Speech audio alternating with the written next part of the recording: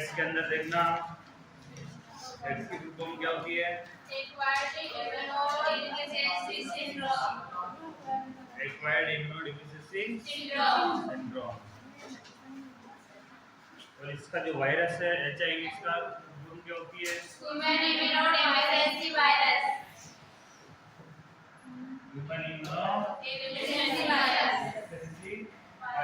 और किस नाम से जानते हैं? Lymphadenopathy virus. किस नाम से जानते हैं? लिम्फेडेनोपैथी वायरस के नाम से। LAV शॉर्ट फॉर्म होती है LAV।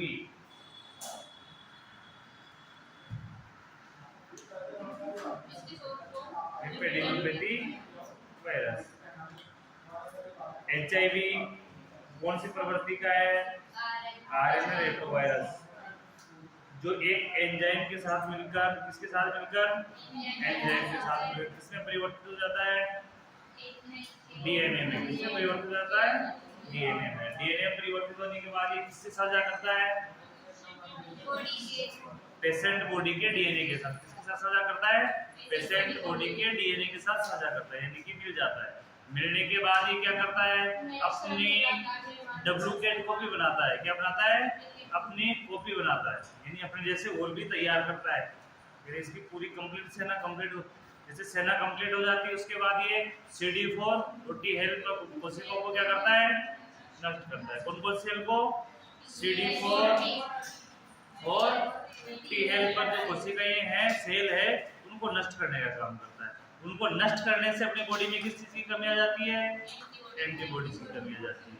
और अधिक टी सेल नष्ट होने की वजह से रोग प्रतिरोधक क्षमता ज्यादा कम हो जाती है, जिससे अनेक संक्रमण किसको लग जाते हैं? बॉडी को। अन्य संक्रमण बॉडी को घेर लेते हैं, जिससे धीरे धीरे बॉडी की क्या हो जाती है? क्षीण होने लग जाती है, उससे उसकी डेथ हो जाती है। HIV नॉर्मल है, ठीक है। इसका मोड ऑफ ट्रांसमिशन वो सारे पदार्थ जो बॉडी से साझा करते हैं, सारे पदार्थों से संक्रमण होगा। वो सारे पदार्थ दूसरे की बॉडी से अपनी बॉडी में साझा कर रहे हैं, यानी उनका मिलाप करवा रहे हैं, उनको संयोजित कर रहे हैं, वो सारी चीज से क्या होगा? HIV होगा। इसमें मान के चलो कि सेक्सुअली ट्रांसमिटेड डिजीज, तो सेक्सुअल है। दूसरा ब्लड कांटेक्ट, सेक्सुअली कांटेक्ट हो गया, ब्लड कांटेक्ट हो गया, सीरम कांटेक्ट हो गया, यानी किसी प्रकार से आप कांटेक्ट कर रहे हो। ओनली स्किन को छूने से नहीं फैलता है। किससे नहीं फैलता? ये स्किन को छूने से, हाथ मिलाने से, बात करने से, यानी लार से, ड्रॉपलेट इन्फेक्शन से भी नहीं फैलता है। इसके अलावा साझा करने से फैलता है। मैंने क्या बताया कि साझा करने से, लेन देन होने से फैलता है।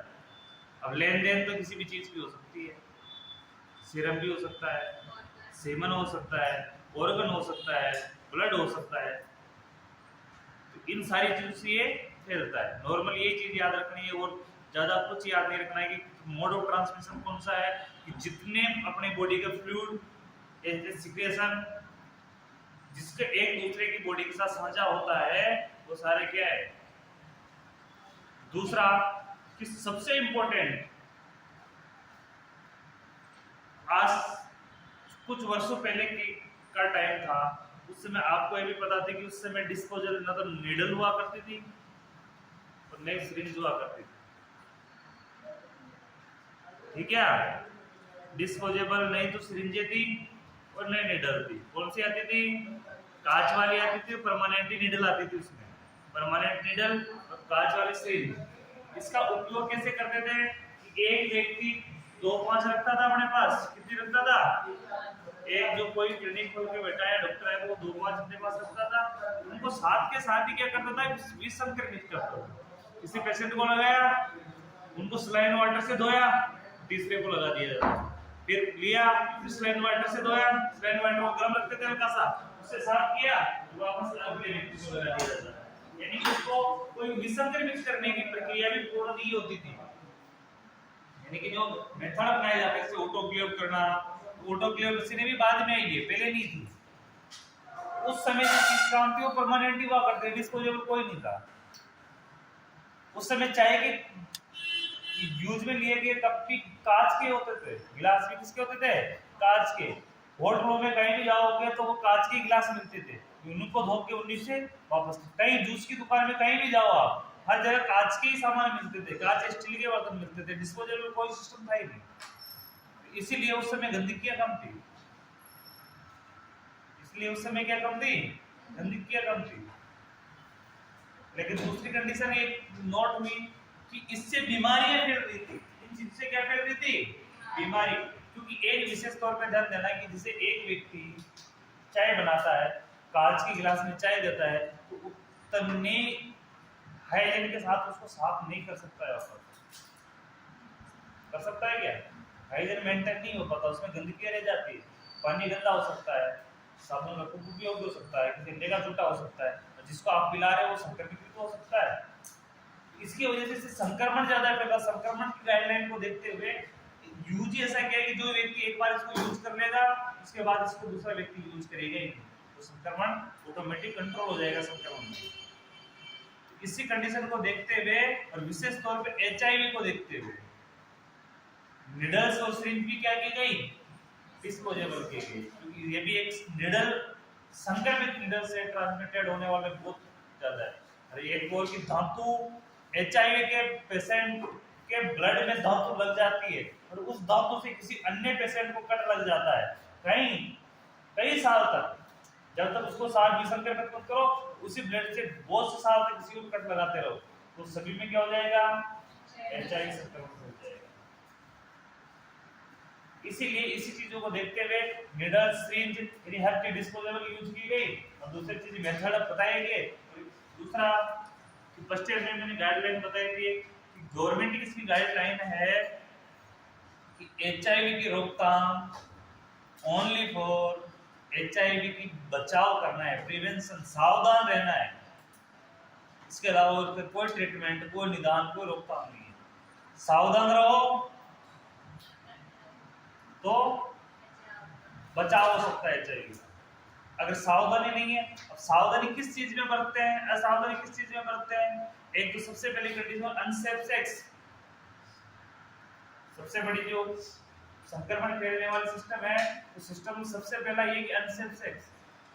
अधिकतर सेक्स में ट्रांसमिटेड डिजीज तो सबसे ज्यादा फैलती भी इसी चीज से, तो सबसे पहला तो। दूसरा कि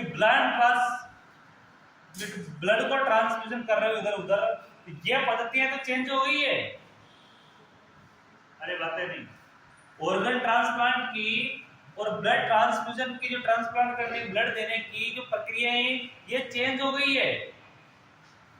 जैसे डिस्पोजेबल सुई अलग लगाई अपने, डीजल चेंज किया ना, उसी प्रकार ये भी मेथड चेंज हो गया है। आजकल ब्लड लेने के बाद ब्लड का फिल्ट्रेशन भी होता है, ऑर्गन लेने के बाद, ऑर्गन ट्रांसफर करने से पहले उसका पूरा चेकअप होता है। आजकल पत्तियां अलग है। पहले के टाइम में ब्लड ग्रुप मैच होता था, पेशेंट का ब्लड ग्रुप मैच होता था, एक तरफ पेशेंट था एक तरफ डोनर था, तो डायरेक्ट ब्लड चला दिया जाता था। ब्लड उस व्यक्ति से, डोनर से निकल के बोतल में आता था और बोतल से डायरेक्ट किसमें जाता था, पेशेंट में। वो पद्धतियां गई। अब ब्लड ग्रुप भी बाद में चेक होता है, पहले चेक नहीं होता है।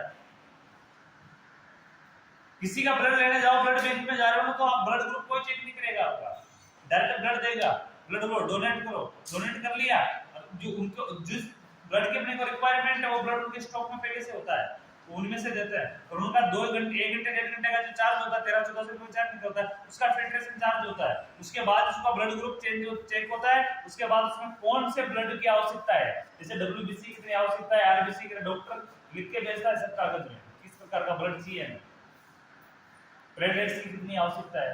प्लेटलेट्स वाले को व्हाइट ब्लड बोलते हैं, तो व्हाइट ब्लड तो होता नहीं है वो, लेकिन उसको बोला जाता है। तो वो एक चीज है।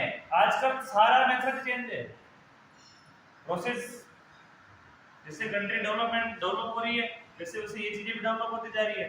लेकिन सबसे ज्यादा जो बीमारी इस समय फैल रही है, एड्स का सबसे ज्यादा जो संक्रमण इस टाइम है भारत के अंदर, तो किसकी वजह से है, अनसेफ सेक्स की वजह से। किसकी वजह से है, अनसेफ सेक्स की वजह से। और सारी चीजें सेव कर ली गई है, निडल्स डिस्पोजेबल हो गई है, ब्लड ट्रांसफ्यूजन से पहले चेक हो रहा है, ऑर्गन ट्रांसप्लांट हो ही नहीं रहा है, तो सबसे ज्यादा किसकी वजह से फट रहा है अभी ये?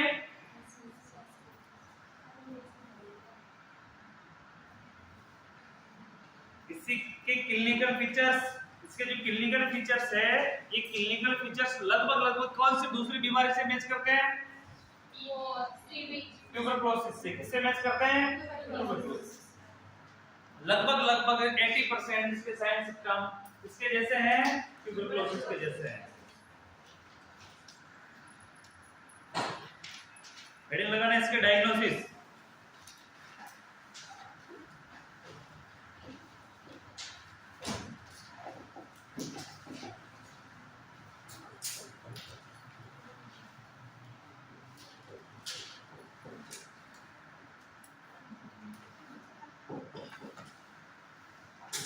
Diagnosis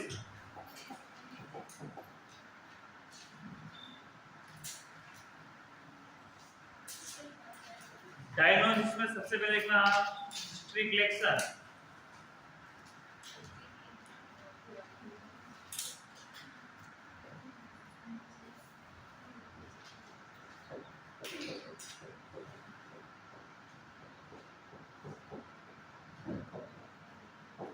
history collection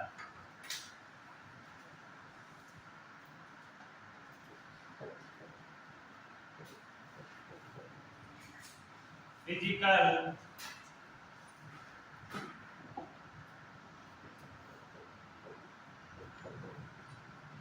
examination,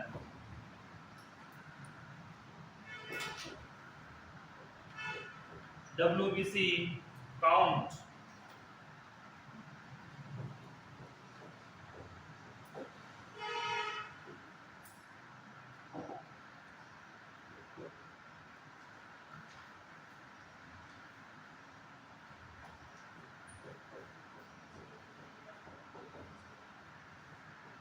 screening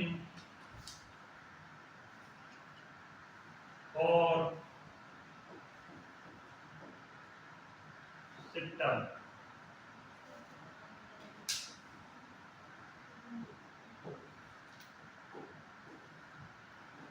screening for symptom,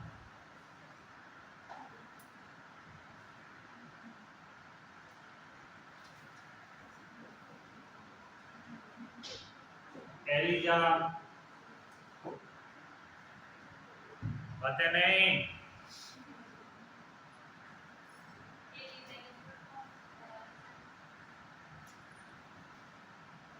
enzyme linked immunosorbent AG,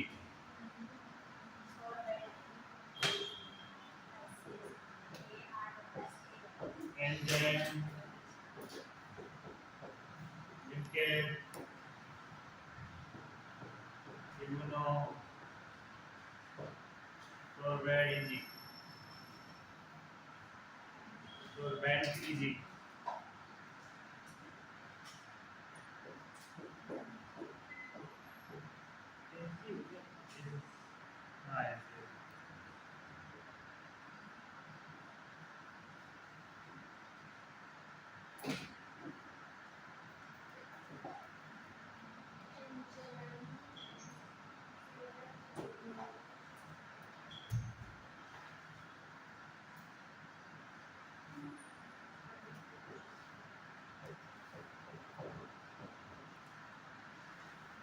Western cutting,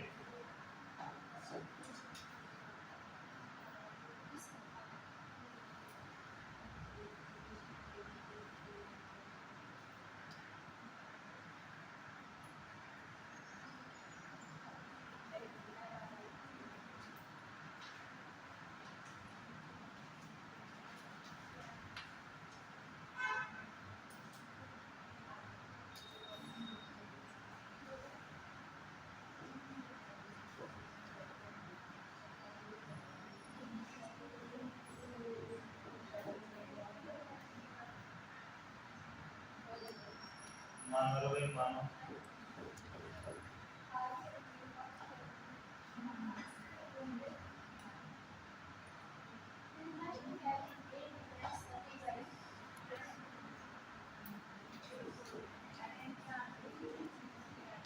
manage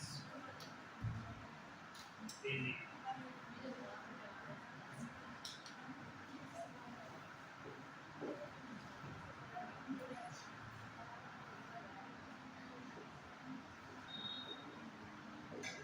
IFA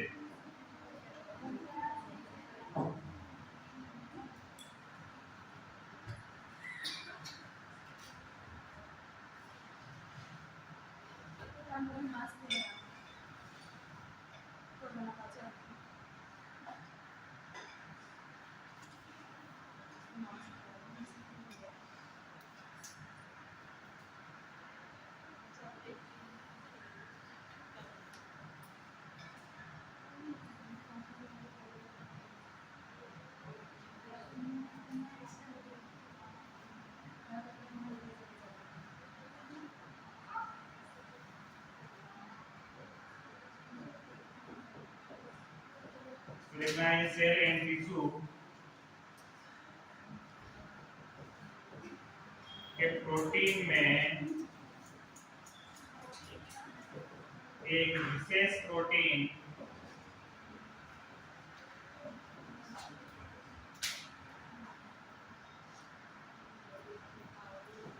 को देखने के लिए किया जाता है।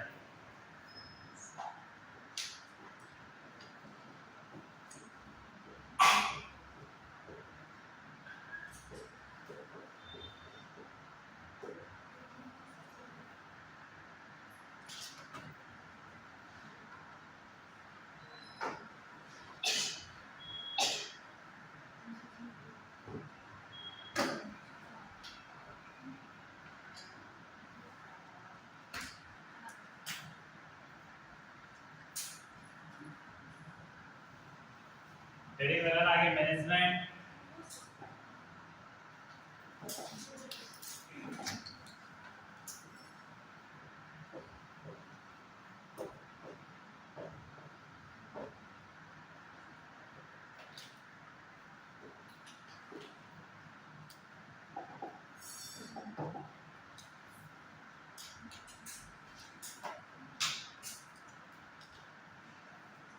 मैनेजमेंट में फर्स्ट लिखना प्रिवेंशन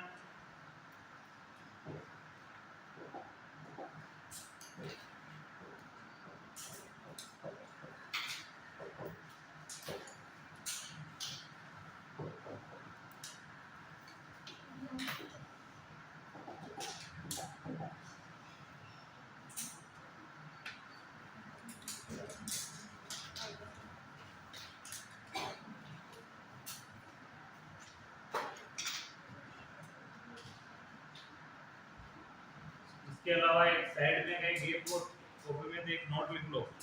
एचआईवी संक्रमण का प्रेगनेंसी पर कोई स्पष्ट घातक प्रभाव नहीं पड़ता है, इतना लिखना है।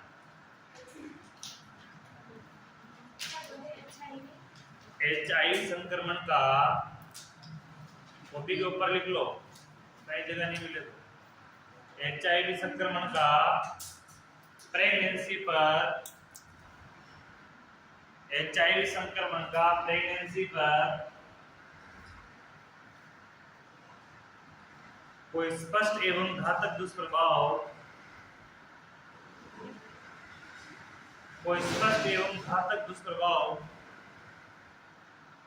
नहीं होता है।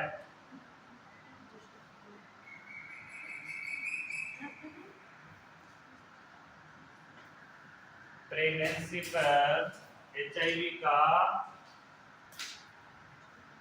प्रेगनेंसी पर कोई स्पष्ट एवं घातक दुष्प्रभाव नहीं होता है। ओनली क्या हो सकता है प्रेगनेंसी के अंदर अगर एचआईवी है तो क्या प्रॉब्लम हो सकती है? प्लेसेंटा ट्रांसफर हो सकता है। क्या हो सकता है? प्लेसेंटा के द्वारा बच्चे तक ये पहुंच सकती है, ये प्रभाव हो सकता है। इसके अलावा कोई प्रभाव नहीं होता है। फिर भी एचआईवी की वहां जो पेशेंट है फीमेल है, वो डिलीवरी तो होती है, उनके भी बच्चे तो उनके भी होते हैं, लेकिन उनकी रोकथाम पहले से की जाती है मेडिसिनों द्वारा कि बच्चे तक क्या नहीं पहुंचे, एचआईवी का संक्रमण नहीं पहुंचे। इसलिए एचआईवी की टेस्ट होता है। एचआईवी टेस्ट होने का मतलब ये नहीं कि एचआईवी का पेशेंट बच्चे को जन्म नहीं दे सकता है, दे तो सकता है, लेकिन उसको रोकथाम करनी पड़ती है। दूसरी कंडीशन की एचआईवी के पेशेंट का कभी ब्रेस्ट फीडिंग नहीं करवाते हैं। क्या नहीं करवाते हैं? Breast feeding. क्योंकि ब्रेस्ट फीडिंग से तो हो सकता है बच्चा तो ब्रेस्ट फीडिंग भी जा सकता है, एचआईवी के पेशेंट की ब्रेस्ट फीडिंग नहीं करवाते हैं। आंसर में लिखना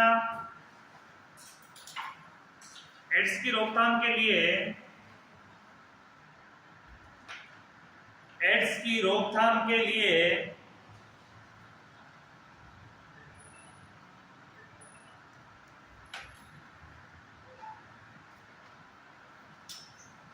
कम्युनिटी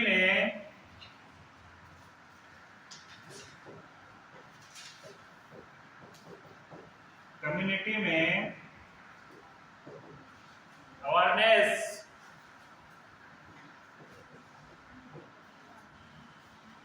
कम्युनिटी में अवेयरनेस, कोष्टक में जागरूकता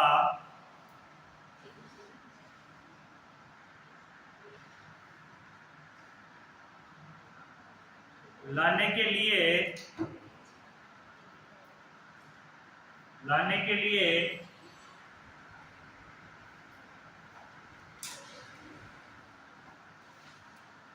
विशेष प्रोग्राम चलाए जाने चाहिए, विशेष प्रोग्राम चलाए जाने चाहिए।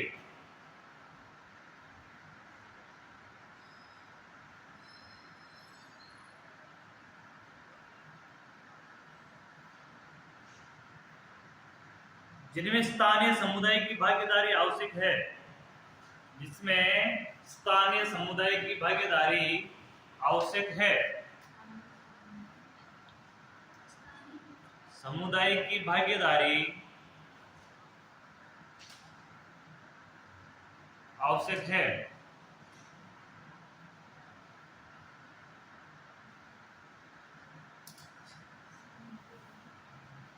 एड्स की रोकथाम के लिए कम्युनिटी को क्या करना है? जागरूक करना है। जागरूक करने के लिए क्या करना है? अनेक प्रोग्राम चलाने हैं। प्रोग्राम चलाने के लिए किसकी भागीदारी होना जरूरी है? समुदाय के लोग यानी कम्युनिटी के लोगों की भागीदारी होना जरूरी है। अगर किसी गांव में जाके आप कैंप लगा रहे हो, एएनएम किसी गांव में जाके कैंप लगाती है और वहां के जिस गांव में लगा रहे हो उस गांव के लोग उसमें भागीदार नहीं है, तो कैंप सफल होगा क्या? नहीं होगा। क्योंकि कैंप किसके लिए लगा रहे हैं अपन? समुदाय के लिए, लोगों के लिए, उनको जागरूक करने के लिए, उनको प्रिवेंशन के बारे में बताने के लिए, उनको इस चीज का समझाने के लिए कि इस प्रकार का भी कोई दुनिया में रोग है और ये किस कारण से फैलता है। ये सारी चीजें उनको संक्षिप्त में समझाने के लिए कैंप कार्यक्रम की आवश्यकता होती है। और उस कार्यक्रम में कम से कम दूर के नहीं तो उस गांव के, उस कम्युनिटी के लोग की तो क्या होनी चाहिए? भागीदारी होनी चाहिए। और लगभग सभी दंपतियों की भागीदारी होनी चाहिए। तो इस बीमारी पर रोकथाम कर सकते हैं, इसको कंट्रोल कर सकते हैं। क्योंकि जागरूकता बढ़ेगी तो प्रिवेंशन भी क्या होगा? बढ़ेगा। अरे बीमारी के बारे में जानोगे, अभी आपको सबको पता है जैसे मलेरिया किसकी वजह से होता है? मच्छरों की वजह से। तो अपन किसका प्रिवेंशन करते हैं? मच्छरों का। किसका करते हैं? मच्छरों का। मच्छरों को कंट्रोल करते हैं और मच्छरों को कंट्रोल कर रहे हैं पर किसी भी माध्यम से, कोई दवाई के माध्यम से, किसी चीज के माध्यम से, तो अपने को ये तो पता है कि इनके काटेंगे तो बीमार हो सकता है व्यक्ति। जैसे अपने को पता है कोई जहरीला कीड़ा है,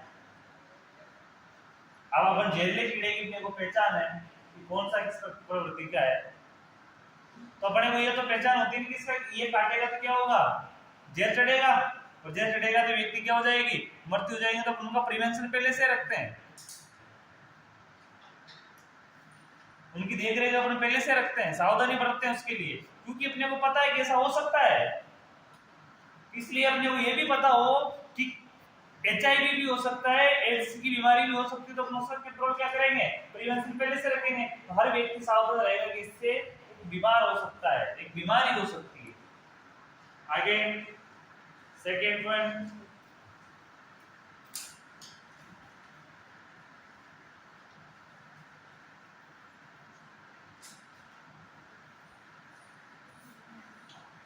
लोगों को केवल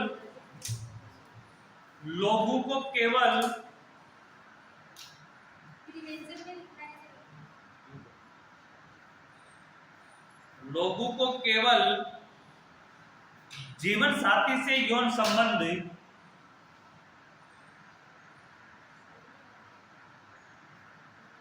जीवन साथी से यौन संबंध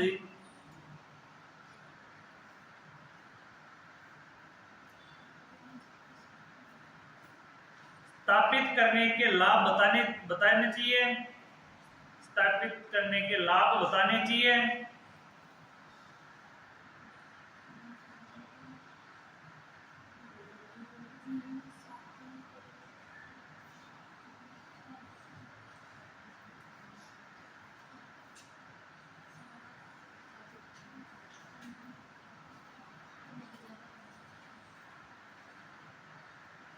एड्स की संभावना होने पर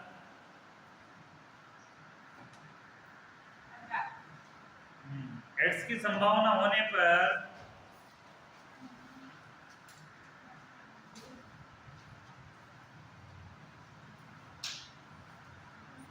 टेम्परेरी निरोधक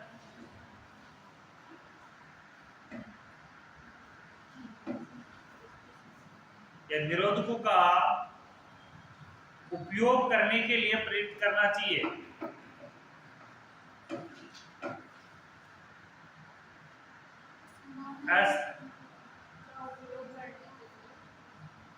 एड्स की संभावना होने पर टेम्परेरी निरोध कौन कौन से आते हैं टेम्परेरी निरोध में? टेम्परेरी में एक आता है, कंडोम नहीं आता है। इसके अलावा कोई सा टेम्परेरी नहीं है। बहुत सारी किसे पिल्स है, बहुत सारी पिल्स भी टेम्परेरी नहीं होती। वो टेम्परेरी एक कुछ समय के लिए होती है।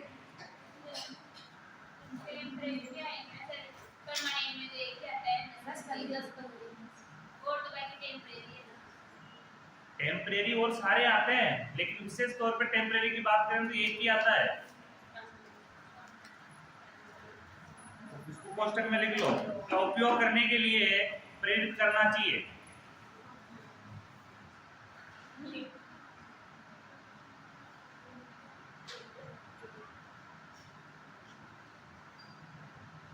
ब्लड ट्रांसफ्यूजन करने से पहले ब्लड ट्रांसफ्यूजन करने से पहले ब्लड ट्रांसफ्यूजन करने से पहले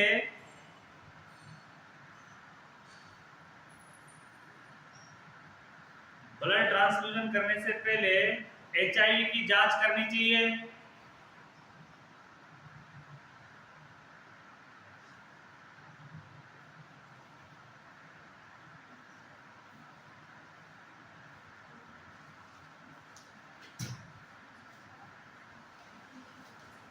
एचआईवी संक्रमित फीमेल को एचआईवी से इन्फेक्टेड फीमेल को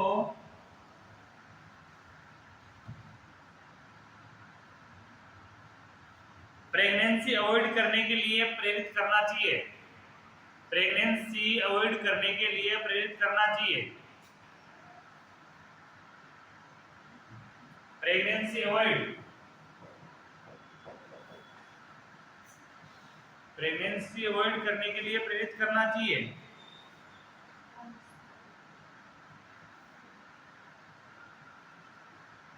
नेक्स्ट लिखना बॉडी फ्लूइड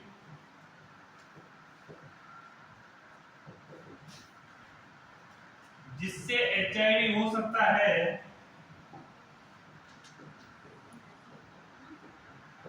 एचआईवी हो सकता है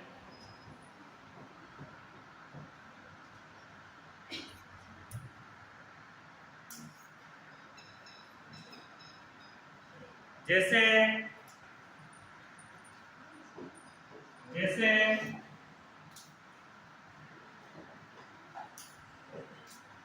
सीमन,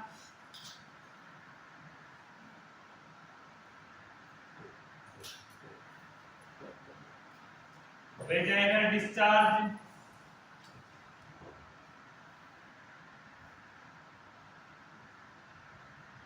ब्रेस्ट मिल्क,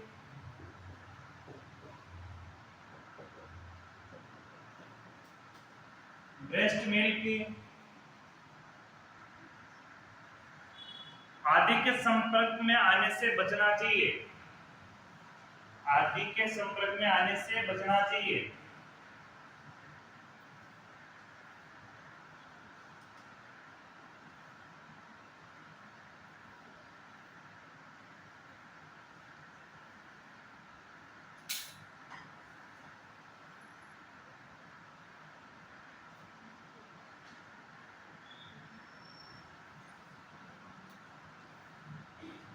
अन्य एसटीडी की जांच करवानी चाहिए।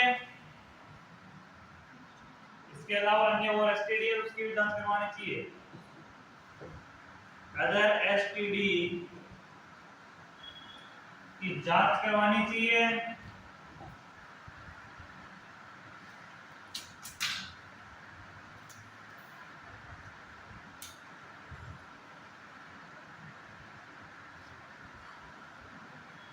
अदर एसटीडी की जांच करवानी चाहिए।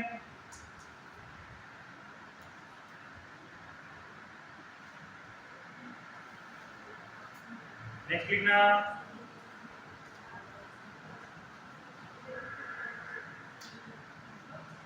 जनसंख्या जिसमें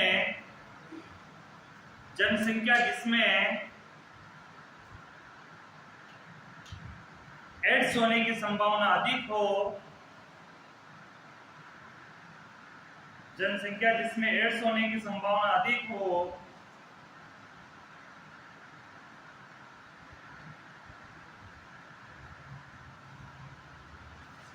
उसकी रेगुलर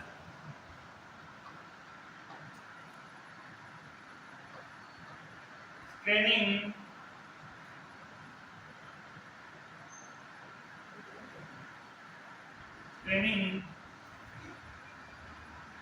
की जानी चाहिए।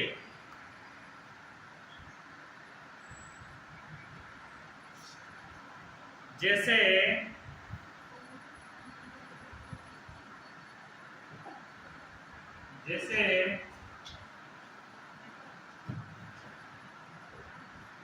नशा करने वाले लोग,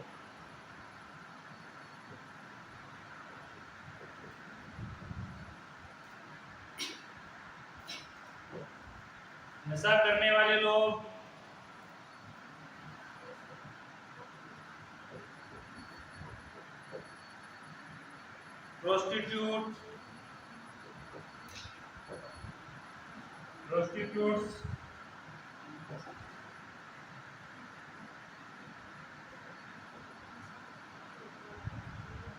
एसटीडी रोगी, STD patient,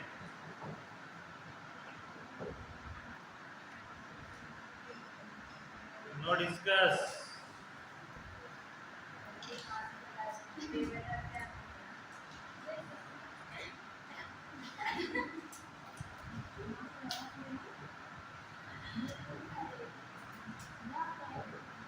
multiple sex partner,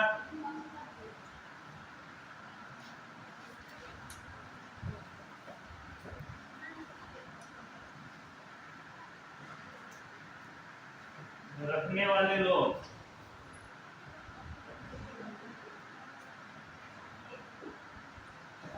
multiple sex partner रखने वाले लोग,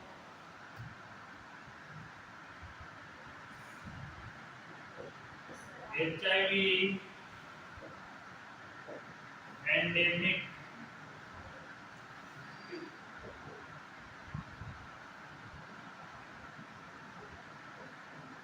सेट्रिन,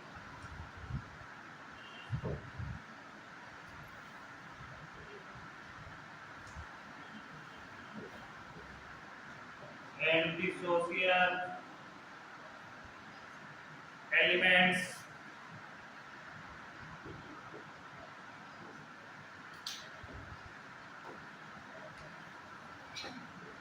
एंटीसोशियल एलिमेंट,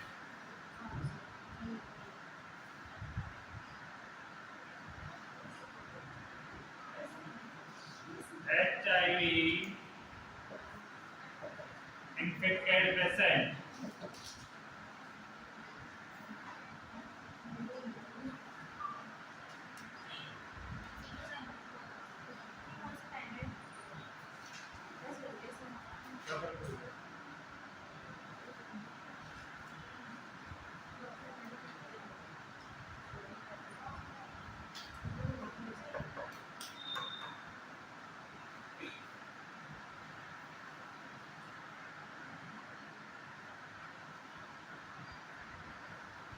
जनसंख्या इसमें एड्स होने की संभावना अधिक होती है, उसके अंदर रेगुलर स्कैनिंग करनी चाहिए।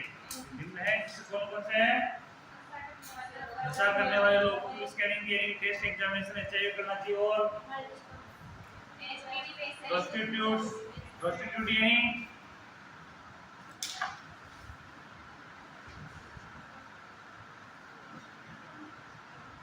यानी वेश्यावर्ती, वेश्या। प्रोस्टिट्यूट मतलब होती वेश्या या वेश्यावर्ती करने वाली।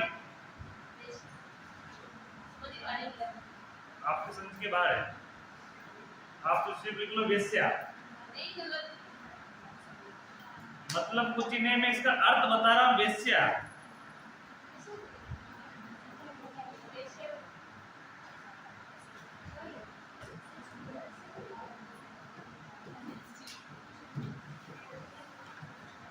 वेश्यावर्ती करना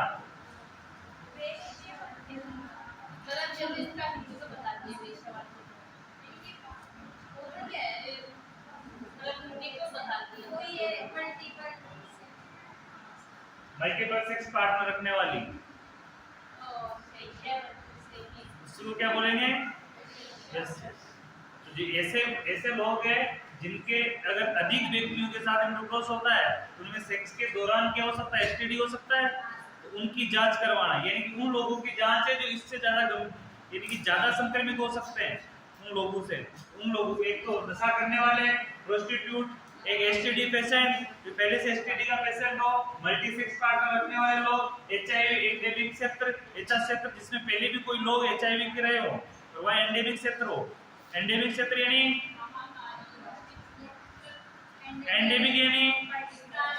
एक पर्टिकुलर स्थान के लोग जो उससे ग्रसित हो, तो उन जो पर्टिकुलर स्थान के लोग उनसे क्या रहना? सावधान रहना, उनकी जांच करवाना है कि उसमें ऐसी बीमारी तो नहीं आगे तो नहीं बढ़ रही है। दूसरा anti social element, anti social में कोई ऐसा सिस्टम तो नहीं है, ऐसा एलिमेंट तो नहीं है जिसके कारण ये करती हो। एचआईवी इन्फेक्टेड पेशेंट, ये पहले से कोई पेशेंट क्या हो?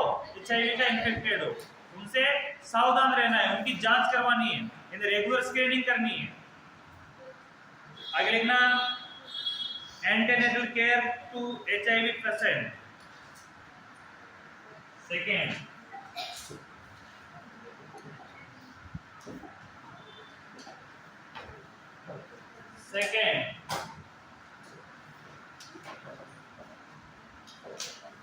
antenatal care to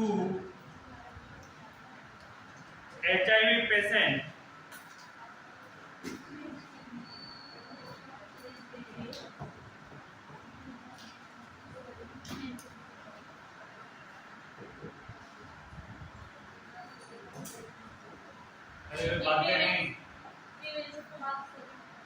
प्रिवेंशन के बाद मैनेजमेंट में सेकंड पॉइंट है, यदि वुमन प्रेग्नेंट हो जाती है तो उसके अगर एचआईवी के टाइम में भी वो बच्चे को जन्म देना चाहती है तो किस प्रकार उसमें एंटीनेटल केयर की जाएगी। प्रिवेंशन में तो क्या था?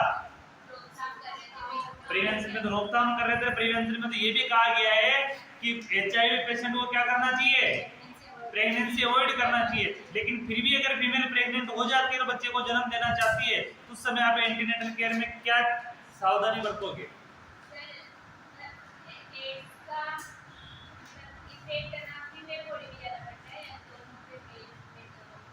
दोनों में बराबर पड़ता है,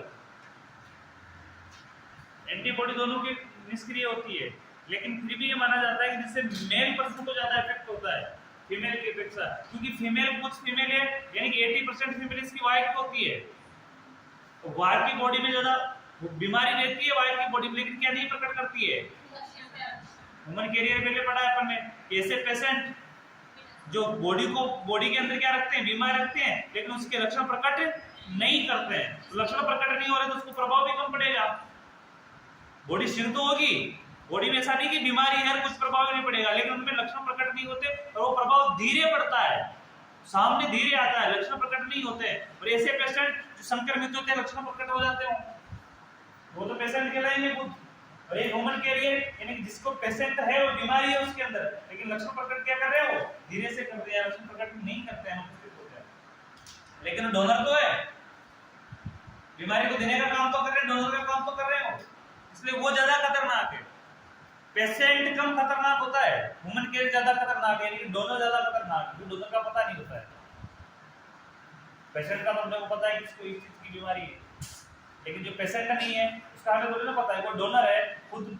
बहुत से डोनर ऐसी फीमेल है इस रोग को देती है, दूसरे को ट्रांसमिट होती है, उसको खुद को पता नहीं होता कि उसमें एचआईवी है। आज बहुत से ऐसी फीमेल है जिसको एचआईवी है, लेकिन उसको खुद को लक्षण प्रकट ही नहीं हो रहे हैं, तो चेकअप भी क्यों करवाएगी वो?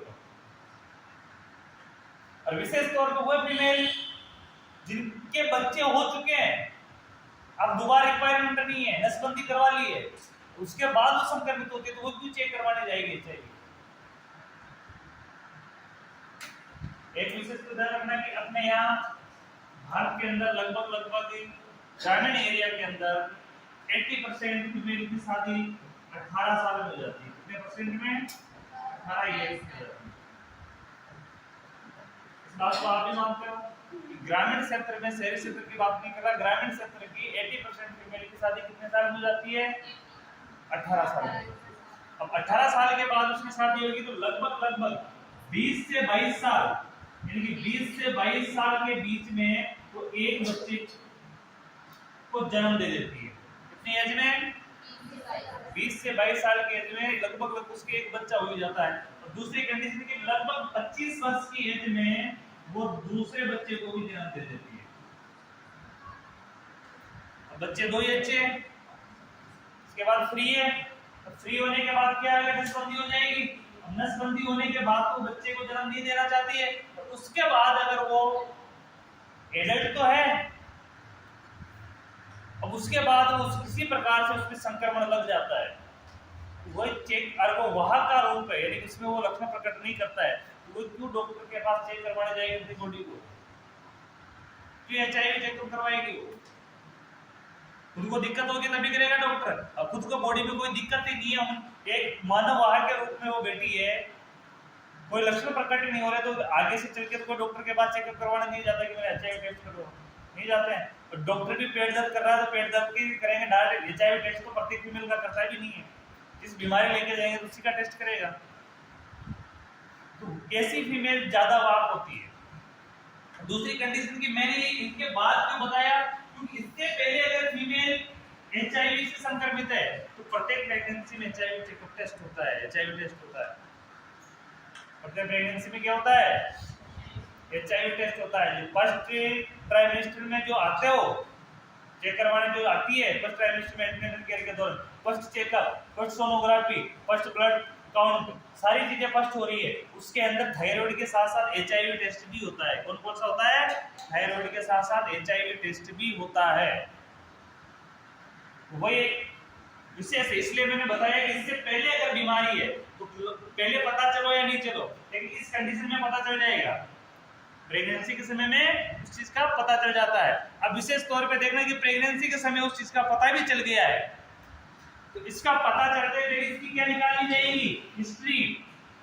इस पेशेंट की क्या निकाली जाएगी? हिस्ट्री। और हिस्ट्री में वो चीजें तक पहुंची जाती है कि गुप्त में किसी अन्य पार्टनर के साथ भी सेक्स किया हो, उसकी भी हिस्ट्री निकाली जाती है डॉक्टरों द्वारा, क्योंकि वो एचआईवी रोग उसको चला गया है, उस व्यक्ति को भी चला गया है, उसकी भी हिस्ट्री निकाली जाती है। फीमेल्स को बातचीत ही होती है, हर बारीक चीज बताई जाती है, और हर अपने जीवन में जो भी हुआ है उसके सेक्सुअली ट्रांसमिटेड चीजें में, सेक्स संबंधी कुछ भी होता है जीवन में, तो सब चीज डॉक्टर गोपनीय रखते हैं, हर चीज बाहर नहीं आती, हर चीज गोपनीय होती है, लेकिन उसका एग्जामिनेशन हिस्ट्री कलेक्शन में लिया जाता है। दूसरा, उसके जो पार्टनर है, उसका जो पार्टनर यानी उसका जो हस्बैंड है, फीमेल का हस्बैंड का भी चेकअप होता है, उसका भी टेस्ट होता है, उसका भी एचआईवी निकलने के बाद उससे उसकी हिस्ट्री चेक की जाती है। अगर हिस्ट्री चेक नहीं करेंगे तो कितने पेशेंट संक्रमित हुए इसका पता कैसे चलेगा? भाई हिस्ट्री नहीं करेंगे, हिस्ट्री लेने का मतलब क्या है कि जितने व्यक्ति से कांटेक्ट में है, अगर वो सारे व्यक्ति है संक्रमित है और वो किसी अन्य से भी कांटेक्ट में है, तो इससे बीमारी एक दूसरे से फैलती जाएगी, तो कंट्रोल नहीं होगी। तो कंट्रोल जहां से अपने को पता चला है तो वहां से अपन इस चीज का चेकअप करवाएंगे। तो चेकअप करवाने हिस्ट्री कलेक्शन होगा, सारी चीजें कंप्लीट होगी, सभी का क्या किया जाएगा, एग्जामिनेशन किया जाएगा। इसी प्रकार चेन श्रृंखला से इसका पूरा एग्जामिनेशन होता है, तब जाके इसमें कंट्रोल पाया जाता है।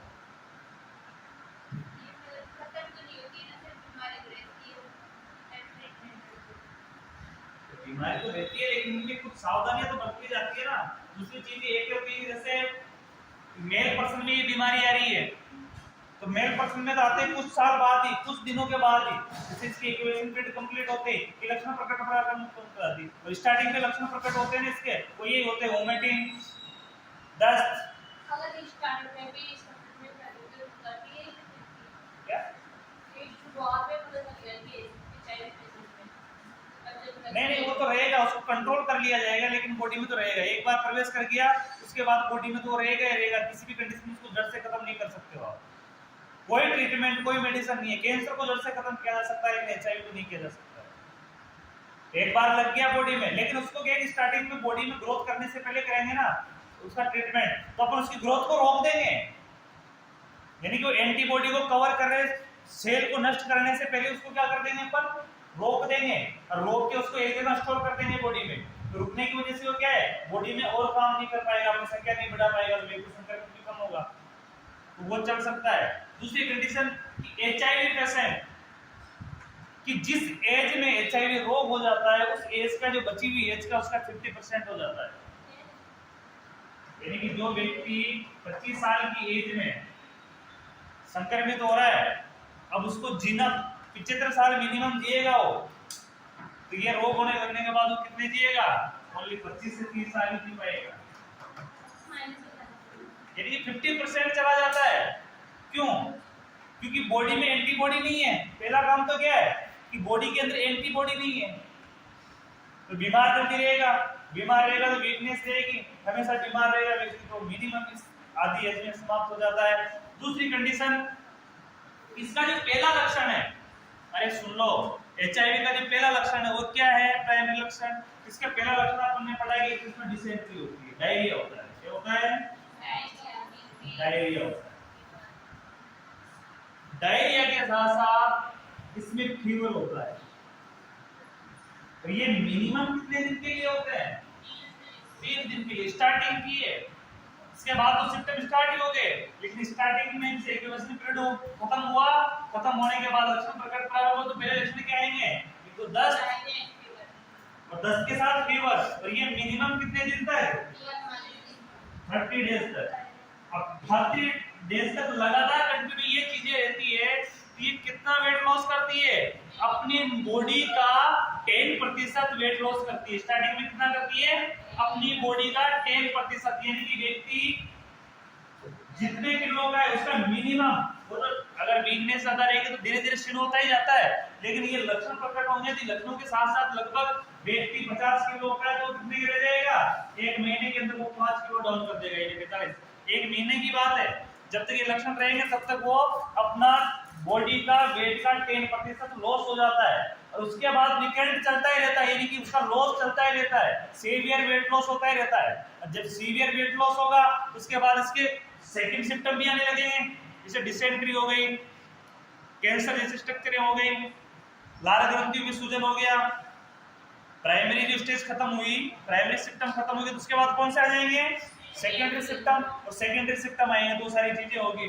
सेकेंडरी सिम्टम का लास्ट पे एक डेथ हो जाती है, सेकेंडरी सिम्टम में लास्ट पड़ा, ये सिम्टम पूरे होते होते व्यक्ति संक्रमित हो जाता है, उसकी क्या हो जाती है, डेथ हो जाती है। सीधा सीधा देखोगे 50% एज वैसे ही कम हो जाती है। पूरे से शुगर वाले पेशेंट में भी होता है, शुगर वाले पेशेंट में शुगर वाले कोई नहीं होता, नहीं जिसकी एज नहीं शुगर वाले में कोई मतलब उससे क्या लंबा है कितना, चेक क्या होता है, शुगर वाला पेशेंट मरने सकता है।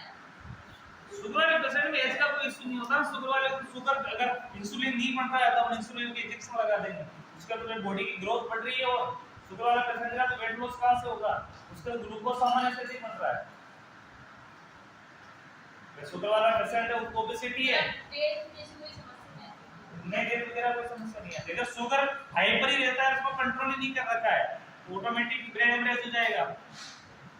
अगर शुगर 500 प्लस हो जाती है, 450 500 प्लस हो जाती है, तो ऑटोमेटिक ब्रेन हेमरेज हो जाएगा। ब्रेन हेमरेज हो जाने के बाद उसको ऑटोमेटिक मत हो जाएगा, उसको ट्रीटमेंट ही नहीं होता है। ब्रेन हेमरेज का मतलब जानते हो कि ब्रेन की नसें फटना, ब्रेन की नसें फट जाती है हाइपर शुगर से, वो कंडीशन हो जाएगी तो ऑटोमेटिक उसकी डेथ हो जाएगी। लेकिन शुगर का पेशेंट की बीपी और शुगर के पेशेंट को कंट्रोल में रखो आप। शुगर को डाइट प्लान के साथ व्यक्ति चलो तो एज पे कोई प्रभाव नहीं पड़ेगा। क्यों पड़ेगा एज पे प्रभाव? क्योंकि ग्लूकोज वैसे भी चाहिए अपनी बॉडी को, बीपी भी चाहिए अपनी बॉडी को, तो अपने कंट्रोल में रखो उस चीज को। इंसुलिन थेरेपी लो, मेडिसिन लो, या कोई आयुर्वेदिक नुस्खा लो, कुछ भी लो। आगे लिखने इसमें एंटीनेटल केयर एचआईवी पेशेंट में इसमें लिखना सभी प्रेग्नेंट वुमन का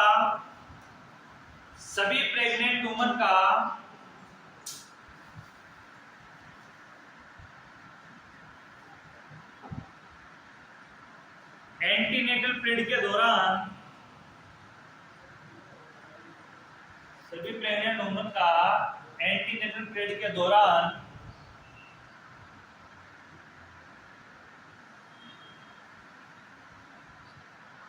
एलिजा फ्रिक्शन, एलिजा टेस्ट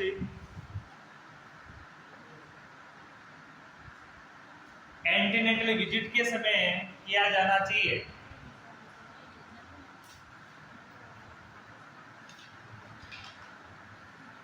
लिखा है फुल फॉर्म के साथ एलिजा एंटीनेटल विजिट के समय किया जाना चाहिए। 5 मिनट का ब्रेक है। प्रेग्नेंट वुमन का एंटीनेटल पीरियड के दौरान एलिजा फ्रिक्शन एंटीनेटल विजिट के समय किया जाना चाहिए।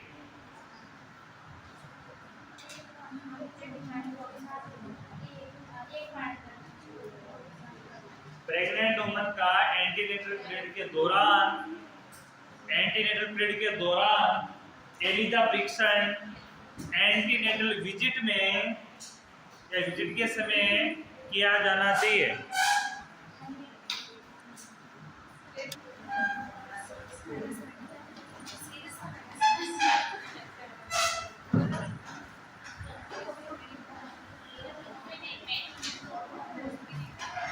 सभी प्रेग्नेंट वुमन का एंटीनेटल पीरियड के दौरान क्या करना चाहिए? एलिजा फ्रिक्शन करना चाहिए। कब करना चाहिए? एंटीनेटल विजिट में, मतलब एंटीनेटल विजिट में। सेकंड पॉइंट लिखना,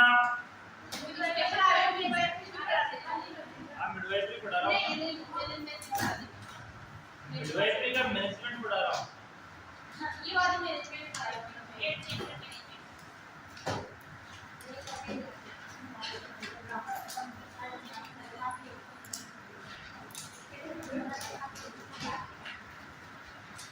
सेकंड पॉइंट,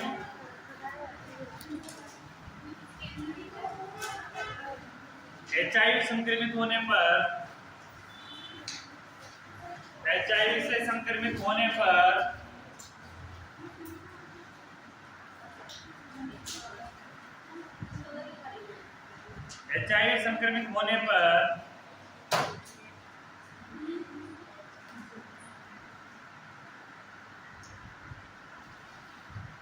अन्य उपस्थित रोग के निदान के लिए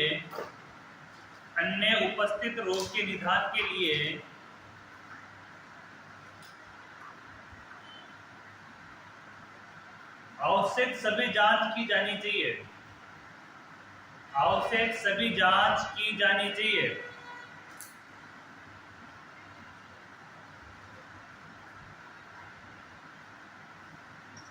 एवं इसका रिकॉर्ड रखना चाहिए।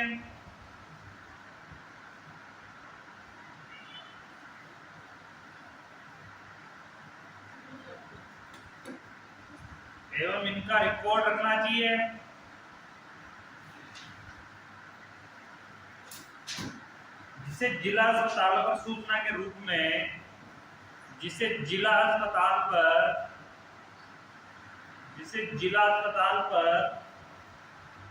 सूचना के रूप में नोट करवाया जाना चाहिए।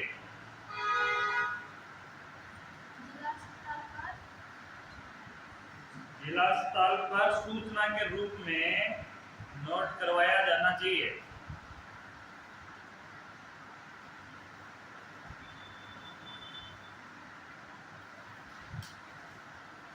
यानी कि सबसे पहले तो प्रेग्नेंट वुमन है, उसका एंटीनेटल पीरियड के दौरान क्या करवाना चाहिए? एलिजा परीक्षण करवाना चाहिए। ठीक है। इसके अलावा अगर एचआईवी का पेशेंट है, संक्रमित पेशेंट है, तो अदर बीमारियों की जांच एचआईवी परीक्षण होने पर, अगर किसी पेशेंट का एचआईवी परीक्षण होने पर एचआईवी का पेशेंट निकलता है, उसके साथ अन्य उपस्थित रोग का निदान के लिए, यानी कि और भी कौन से बॉडी में रोग है उनका भी क्या करना चाहिए? डायग्नोसिस करना चाहिए। और डायग्नोसिस को क्या करना चाहिए? नोट करना चाहिए। और कहाँ पे सबमिट करवाना चाहिए सूचना के रूप में? जिला हॉस्पिटल पर, डिस्ट्रिक्ट हॉस्पिटल पर। ठीक है। रिपोर्ट लिखना। अगला पॉइंट, एचआईवी इन्फेक्शन की गंभीरता की जांच के लिए एचआईवी इन्फेक्शन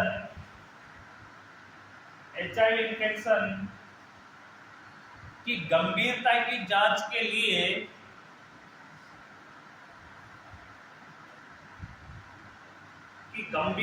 जांच के लिए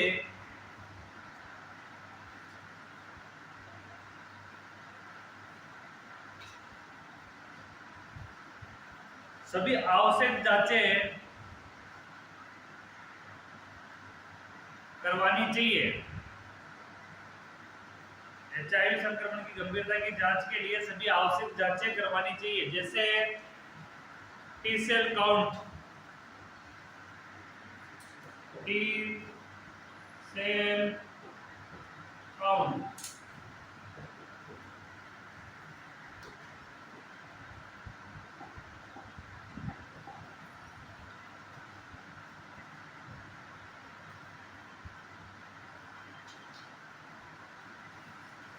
पेशेंट और पेशेंट फैमिली को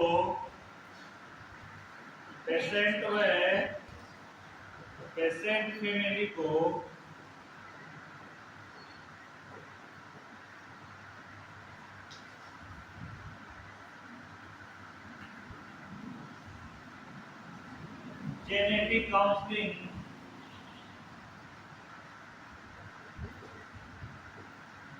काउंसलिंग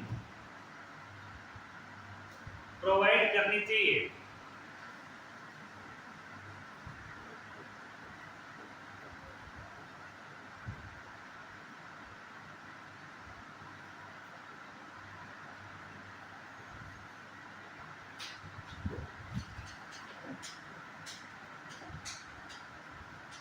जेनेटिक काउंसलिंग प्रोवाइड की जानी चाहिए।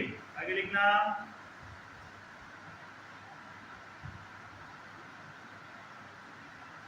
उन्हें बताना चाहिए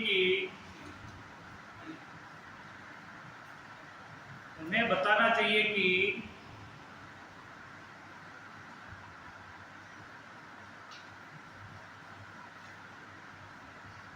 उनके होने वाले शिशु को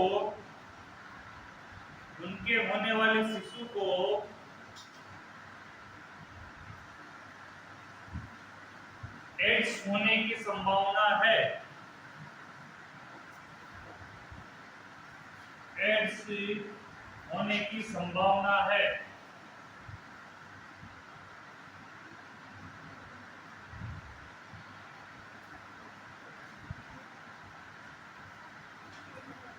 नेक्स्ट लिखना,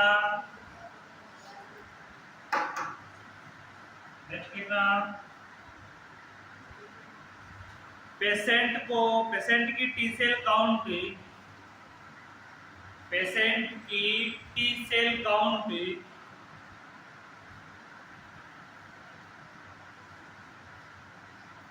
प्रत्येक ट्राइमेस्टर में की जानी चाहिए।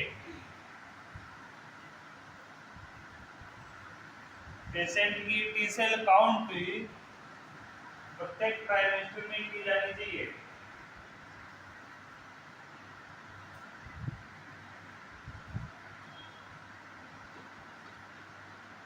प्रेगनेंसी में कितने ट्राइमेस्टर होते हैं? 3। कौन से? फर्स्ट में क्या होता है?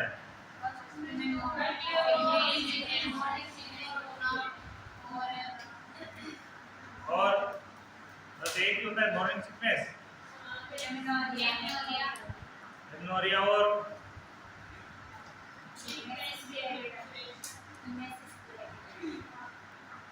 स्क्लेरोड्रम और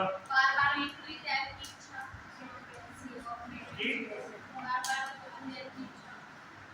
हाँ सीक्रेट होती है।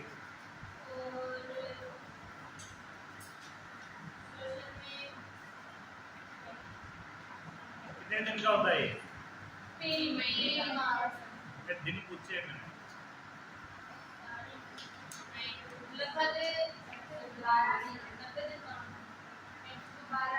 प्रेगनेंसी टोटल कितने दिन की होती है? कितने वीक की होती है? 37 से 42 के बाद की प्रेगनेंसी क्या कहलाती है? 37 से पहले की, 37 से बाद की, 37 से बाद की और 42 से पहले की एक करें। 37 से 42 तक। हाँ,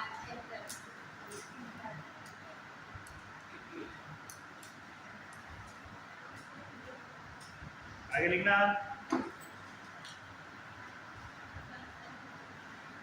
रोगी में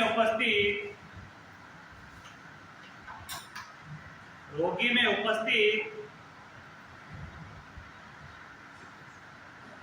अन्य संक्रमण की रोकथाम के लिए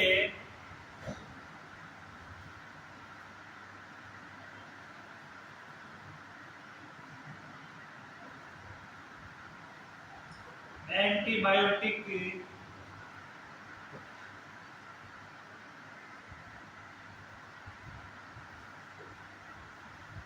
ड्रग्स प्रोवाइड करना चाहिए।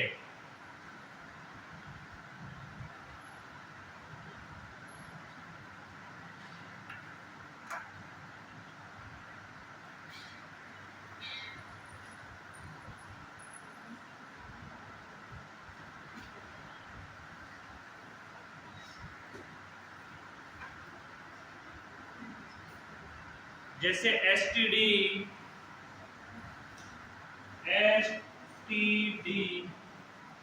टीबी, ट्यूबरकुलोसिस,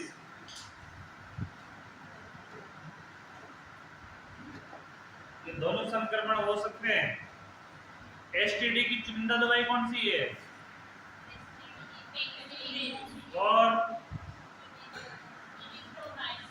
एट्रोमाइसिन और टेट्रासाइक्लिन और कैसे?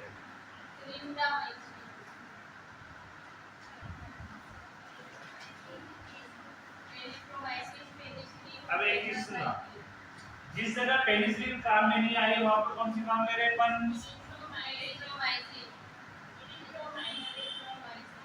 एट्रोमाइसिन और टेट्रासाइक्लिन यूज में ले रहे हैं।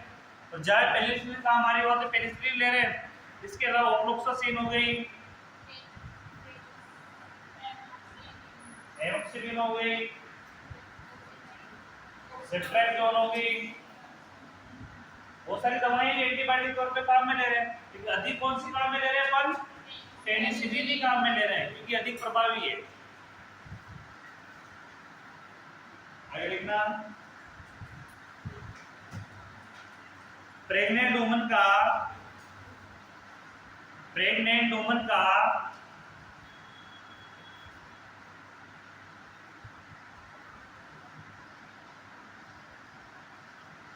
हेपेटाइटिस बी एवं रूबेला इन्फ्लुएंजा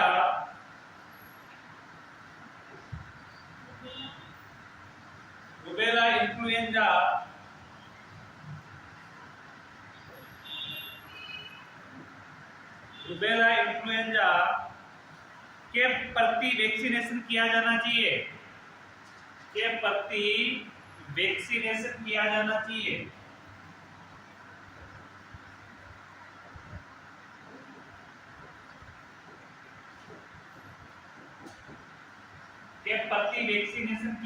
चाहिए।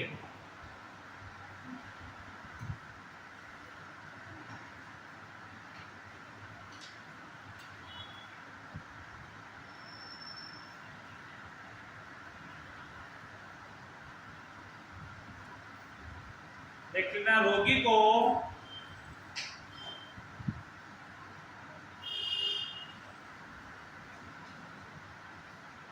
Anti retroviral therapy,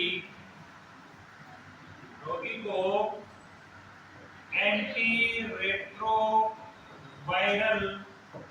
therapy therapy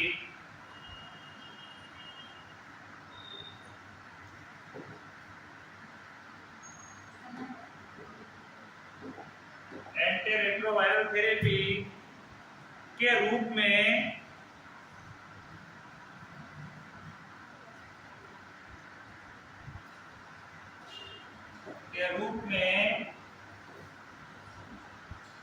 विडोवेंडिन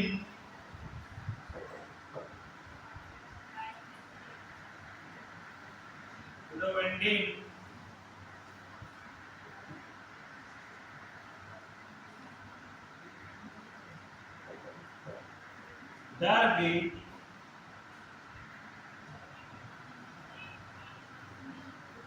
provide करना चाहिए, विडोवेंडिन दर्द प्रोवाइड करना चाहिए।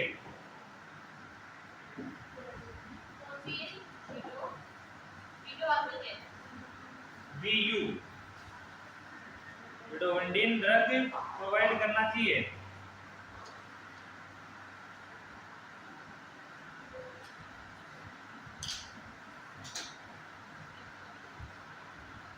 नीचे लिखना, इसी के नीचे रोगा के किसी पॉइंट पे आगे लिख लो।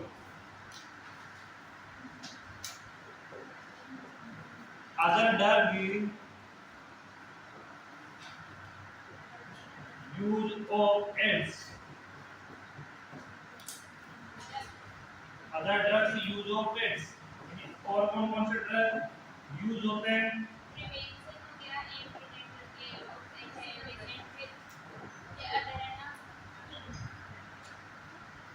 अलग नहीं है, इसमें ही है विडोवेंडिन ड्रग प्रोवाइड किया जाता है। इसके अलावा और कौन कौन सी दवाएं इसमें दी जाती है? इसको प्रिवेंशन करके क्या एंटीनेटल केयर के दौरान इसी पॉइंट को, पिछला पॉइंट था ना, उसी के दौरान ये भी पॉइंट है, अलग से हेडिंग नहीं है।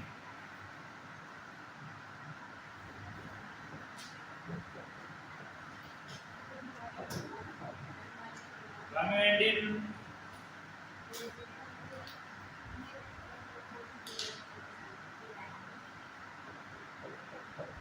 नेवरापिन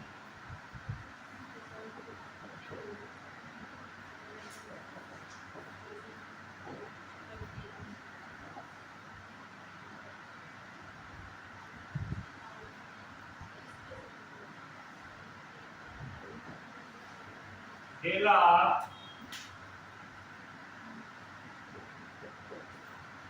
वेरापिन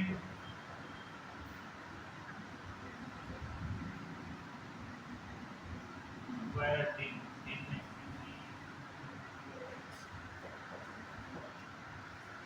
नेक्स्ट लिखना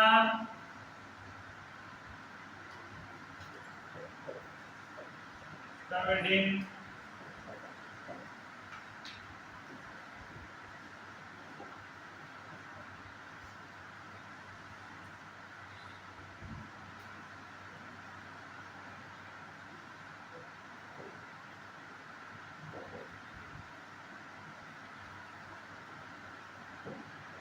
डेला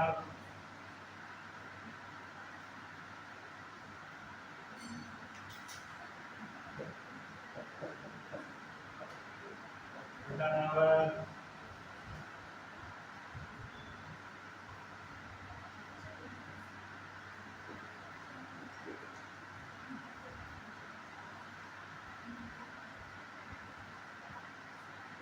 डालसिटाबिन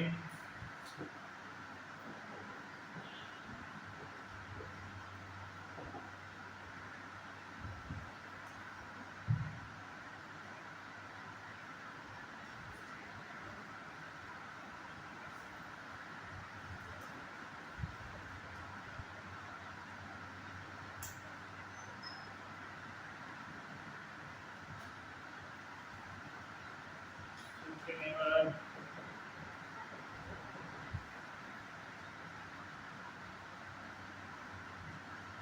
ये सारी दवाइयों के नाम है जो एड्स में उपयोग में ली जाती है।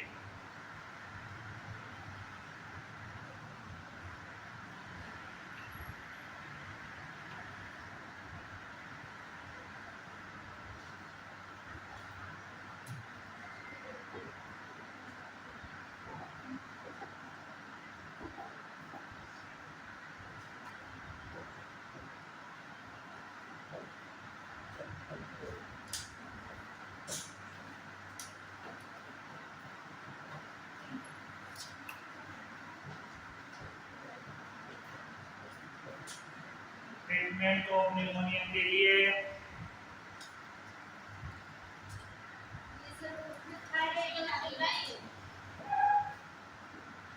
पेंटामाइडिन, ये इसके बाद में ये दवाएं लिखे हैं, इसकी पहले किस नंबर का पॉइंट था? यूजर पॉइंट है। बिल्कुल एंटीनेटल में जो है ट्रीटमेंट ऑफ निमोनिया के लिए पेंटामाइडिन का उपयोग किया जाता है।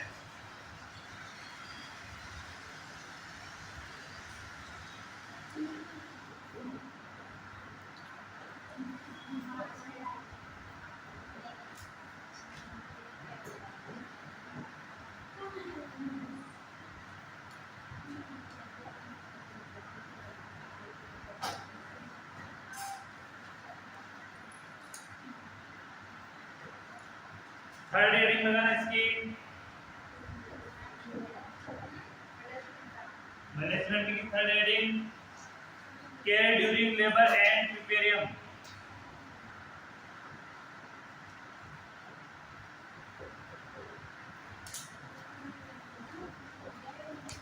Labour and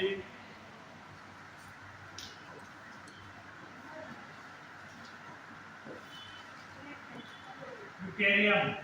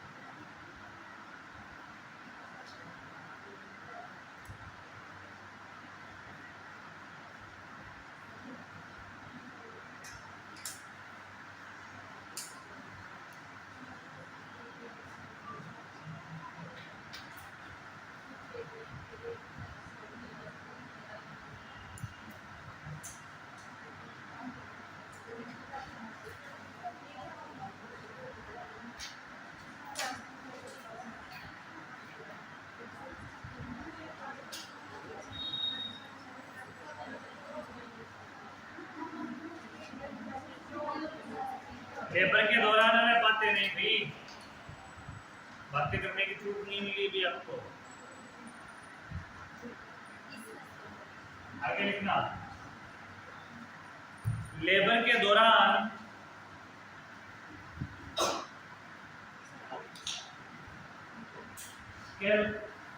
IV set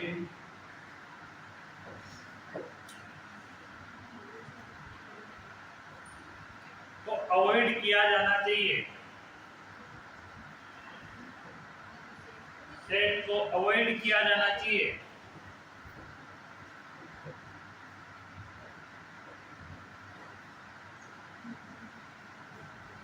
avoid किया जाना चाहिए। क्यों? कौन सा होता है इसके आईवी सेट? वही आईवी लाइन वाला। आईवी लाइन वाला होता क्या है? ये जिससे मतलब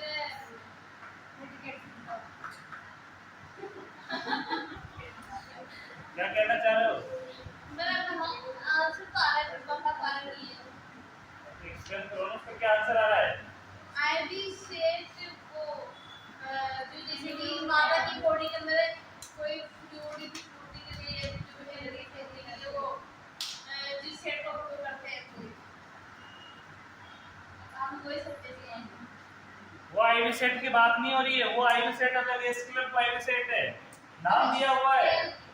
आप आईवी सेट दिखा देता है। हाँ बोर्ड पे देखो सही। बोर्ड में भी देखना आपको रिलेटेड स्कैल्प पाइप सेट ही बोला है। तो पसंद से आप बना वाली सेट बोले थे हम बॉडी को देखते हैं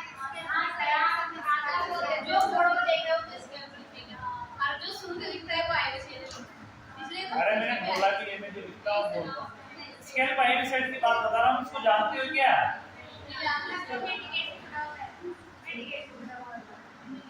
बटरफ्लाई देखी है?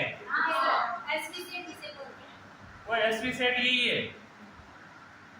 बटरफ्लाई का ये क्या होता है? वही सिरिंज होती है, सुई होती है, उसको नहीं लगाना चाहिए। कई डॉक्टर क्या करते हैं कि जैसे मरीज है तो उसको कैनुला सेट नहीं करते हैं और कुछ जैसे शाम सुबह की बोतल लगनी है तो बटरफ्लाई को यहाँ सेट कर देते हैं और उसको अच्छे से राउंड करके चिपका देते हैं। चिपकाने की वजह से जब तक वो हाथ रोटेट भी होगा तो उसका कोई फर्क नहीं पड़ता क्योंकि साइज छोटी होती है।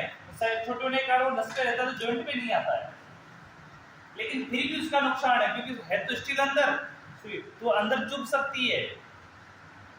इसलिए इस प्रकार के पेशेंट को क्या नहीं सेट करते हैं वो चीजें, उससे ब्लड भी तो बाहर आ सकता है। हालांकि उसमें कैनुला की तरह कैप आती है सामने, लेकिन फिर भी बटरफ्लाई का वहां पे उपयोग नहीं करना चाहिए। उसका सीधा सीधा कहने का मतलब है कि उस प्रकार को अवॉइड करना चाहिए। कैनुला सेट करो। आगे देखना सेकंड, एचआईवी पेशेंट में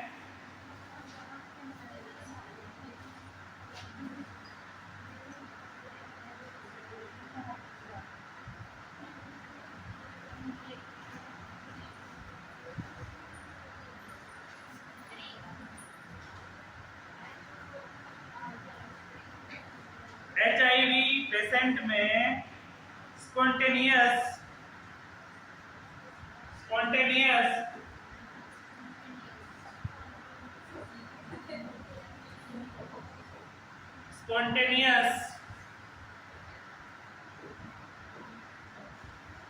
वेजाइनल डिलीवरी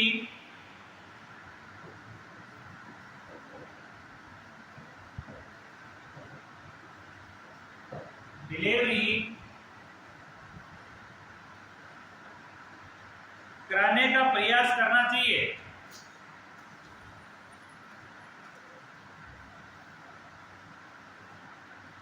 एवं अनावश्यक सर्जरी को अवॉइड करना चाहिए। एवं अनावश्यक सर्जरी को अवॉइड करना चाहिए। अनावश्यक सर्जरी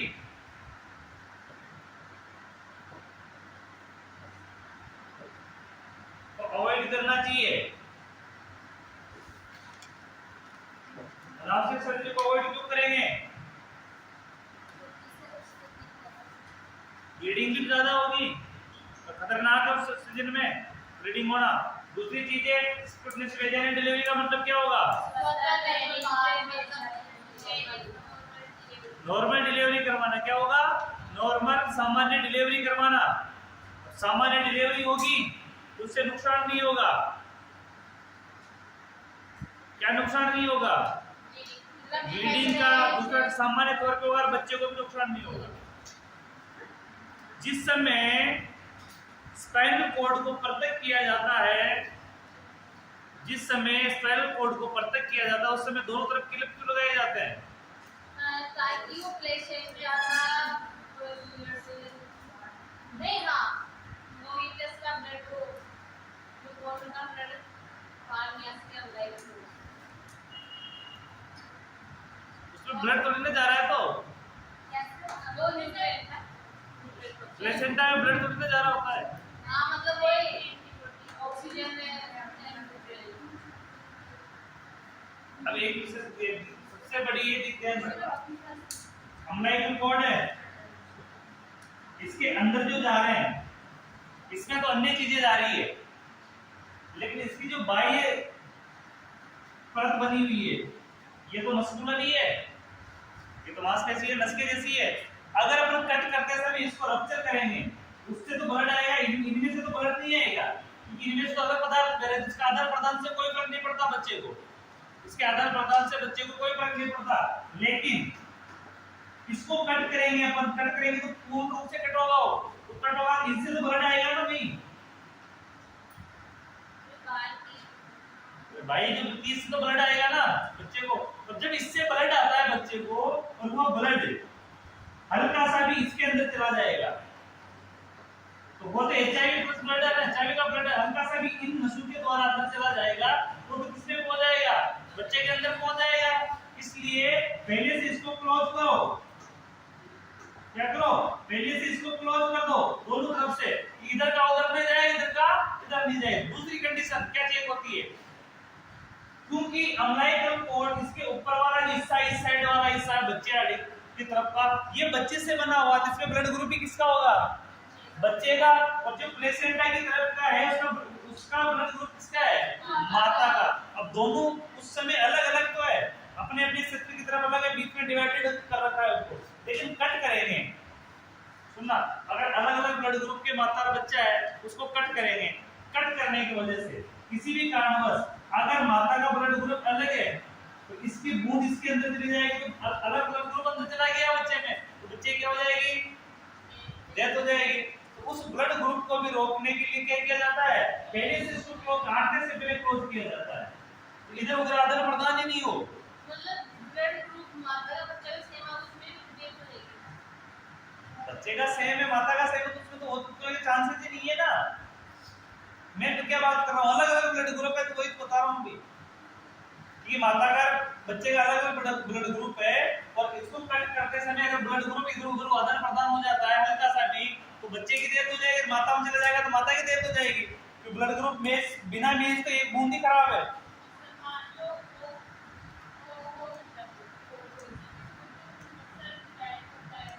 सर्वग्राही का अलग सिस्टम है, मैं बोल रहा हूँ अपोजिट ब्लड ग्रुप की, यानी कि जो सर्वग्राही है तो उसका कोई फर्क नहीं पड़ता, वो एक विशेषता है उसकी, एक समान ब्लड ग्रुप है तो वो भी एक विशेषता है, उसमें कोई फर्क नहीं पड़ता। लेकिन अपोजिट ब्लड ग्रुप के ना तो ग्राही है न समझ, तो उस कंडीशन में तो पड़ेगा ना, तो मैं वही बोल रहा हूँ, आप तो ओ पॉजिटिव हो, कोई सा ग्राही हो नहीं हो, अपने को सावधानी क्या बरतनी है, पहले उसको क्लोज करना है, इधर आदान प्रदान नहीं करना है। अगर कोई दिक्कत नहीं, ब्लड ओ पॉजिटिव भी हो सकता है, ब्लड सर्वग्राही भी हो सकता है, ब्लड सर्वदाता भी हो सकता है, लेकिन उस पर ध्यान नहीं देना है, वो संक्रमित भी तो हो सकता है, संकट भी तो हो सकता है ना भाई। इसके लिए ये चीजें करने से पहले अपन ये चीज करते हैं, तो डिलीवरी के समय क्या करना चाहिए, विशेष तौर पे अपने को सावधानी बरतनी चाहिए, नॉर्मल डिलीवरी करवाने की कोशिश करनी चाहिए, इसलिए ब्लड का भी आदान प्रदान नहीं हो, ज्यादा ब्लीडिंग भी नहीं हो। आगे लिखना,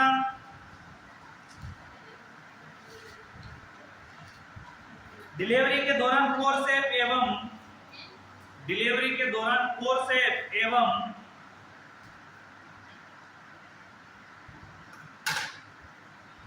डिलीवरी के दौरान फोर्सेप एवं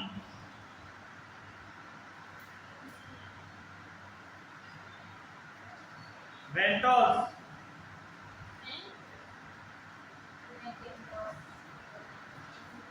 वेंटोस भी एक फोर्सेप ही होता है।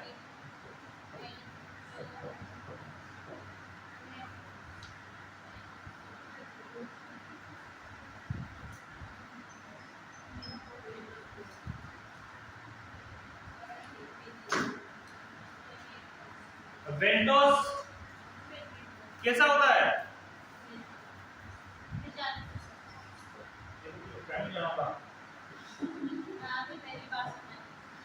मैंने पहले बताया था, नाम आ रखा है, वैक्यूम क्लीनर जैसी मशीन होती है, कैसी मशीन होती है, वैक्यूम क्लीनर जैसी, जो बच्चे को ऊपर सिर को पकड़ के हवा को खींच के उसके द्वारा यानी उससे द्वारा बाहर लाया जाता है। फोर्सेप जैसी तो कंडीशन है ना, उसको पकड़ने वाली हर चीज को फोर्सेप कहेंगे, पकड़ने वाली हर चीज को फोर्सेप ही कहते हैं, और काटने वाली हर चीज को सिजरी कहा जाता है। इस प्रकार की स्थिति है, इस वाले हिस्से को,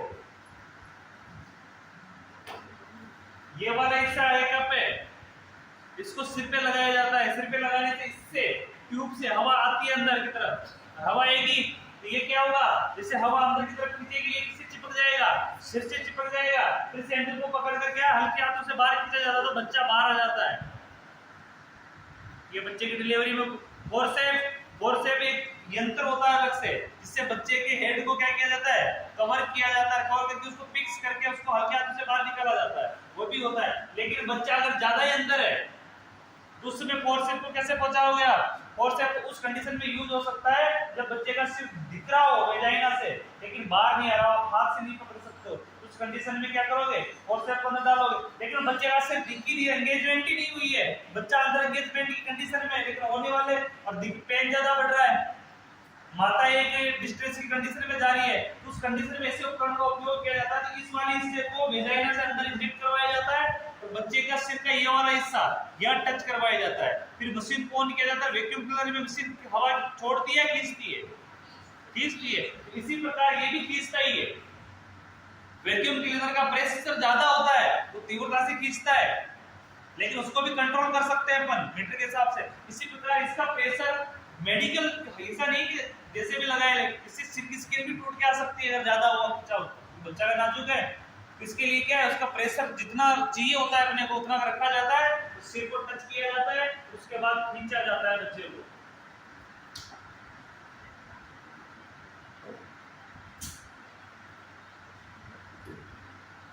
इस प्रकार से ये कई प्रकार के होते हैं।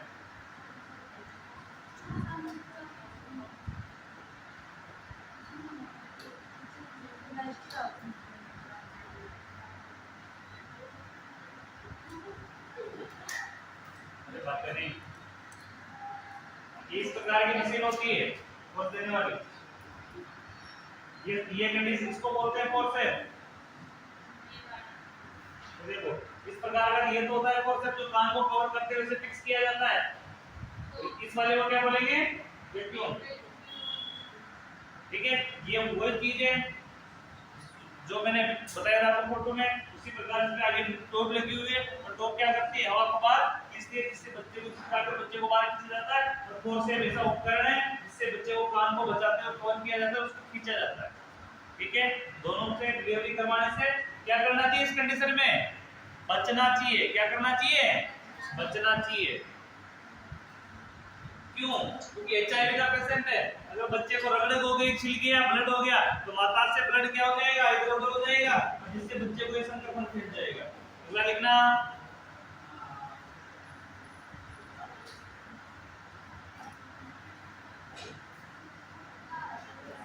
इनके उपयोग से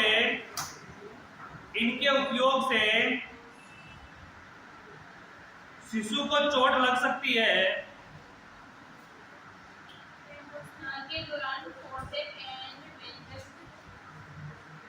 इनके उपयोग से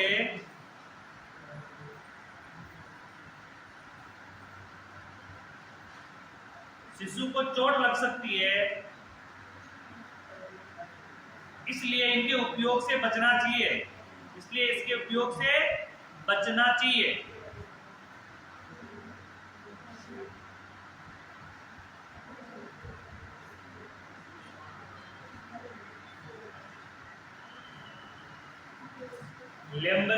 लेबर के दौरान आईवी फ्लूइड इन्फ्यूजन करना चाहिए।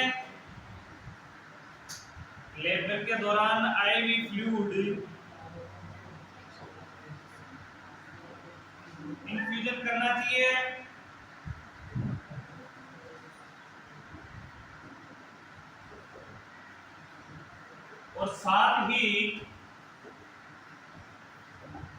और साथ ही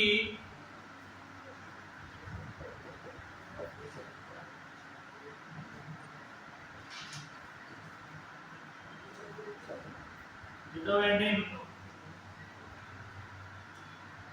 भी दिया जाना चाहिए।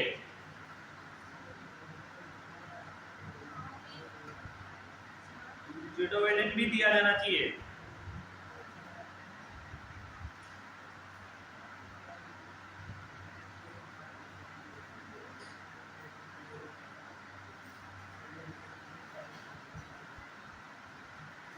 शिशु की डिलीवरी के बाद शिशु की डिलीवरी के बाद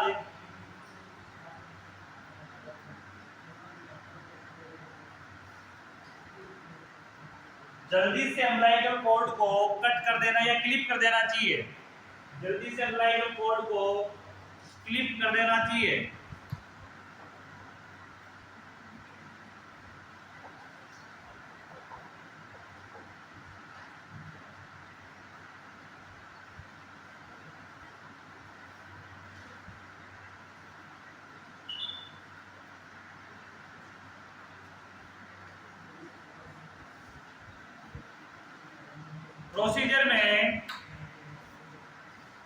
प्रोसीजर में म्यूकस मेम्ब्रेन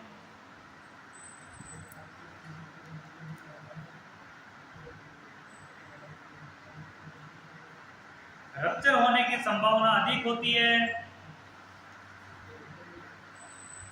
प्रोसीजर में म्यूकस मेम्ब्रेन रप्चर होने की संभावना अधिक होती है।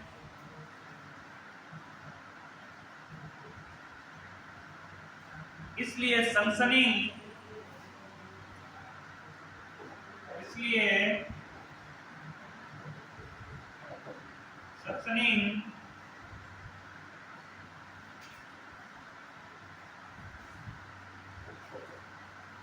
एवं एम्नियोटोमी अवॉइड करनी चाहिए।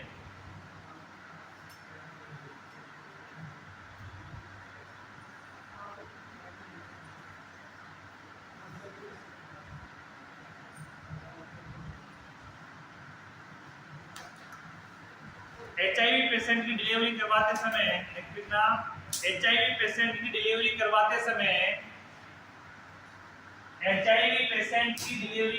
समय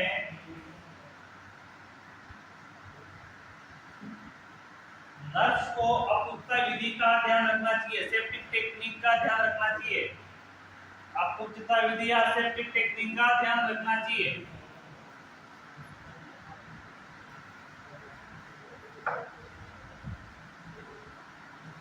एवं साथ ही मास्क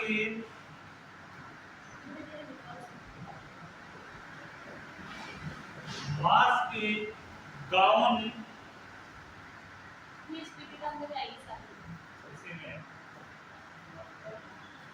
विधि के साथ ही मास्क गाउन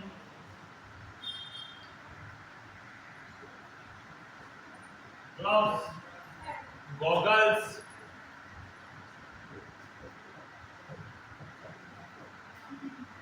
का उपयोग करना चाहिए।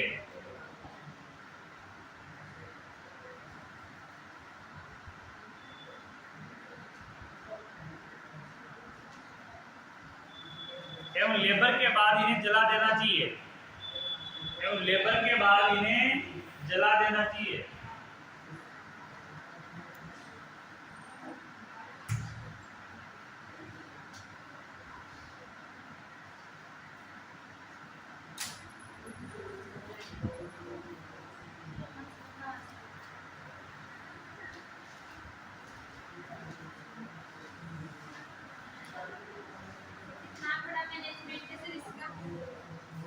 थोड़ा सा और है,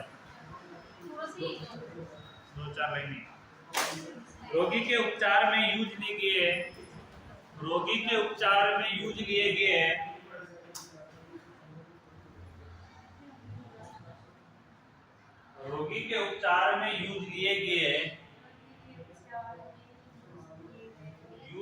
गए सभी इक्विपमेंट या सभी डिस्पोजल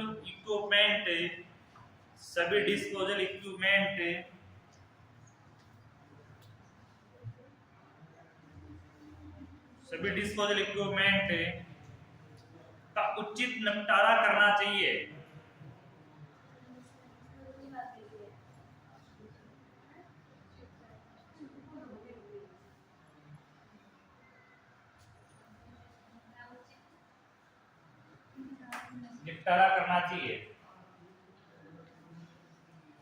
HIV पेशेंट की ब्रेस्ट फीडिंग नहीं करवानी चाहिए।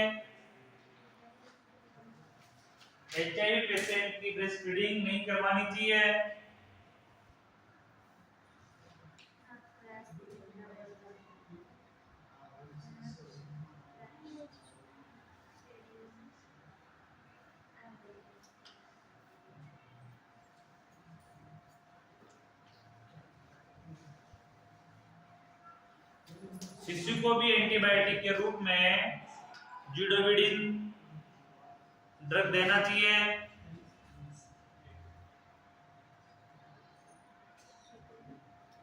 शिशु को भी एंटीबायोटिक के रूप में ज़िडोविडिन अभी लिखवाया था ड्रग प्रोवाइड करना चाहिए।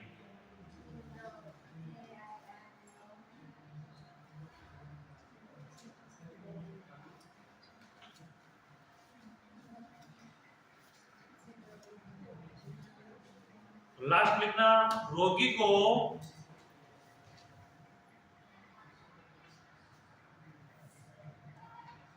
पुनः प्रेग्नेंट न होने के लिए प्रेरित करना चाहिए। पेशेंट को पुनः प्रेग्नेंट न होने के लिए प्रेरित करना चाहिए।